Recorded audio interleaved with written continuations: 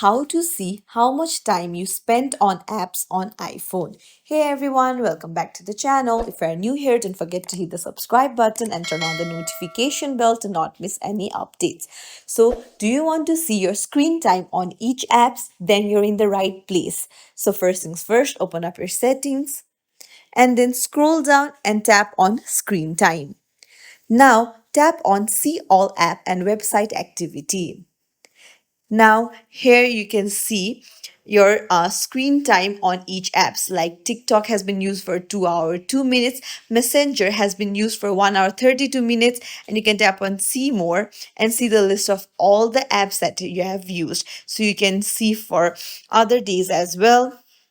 By tapping on day and then scrolling a bit up, you can just change by tapping on the arrow. So you can go to 5th July and see how much you use the app on 5th July.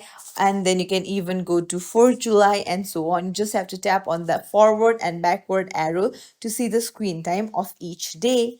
It's as simple as that. If you found this tutorial helpful, don't forget to like and subscribe to our channel for more tips and tricks. Thank you for watching. See you in the next video.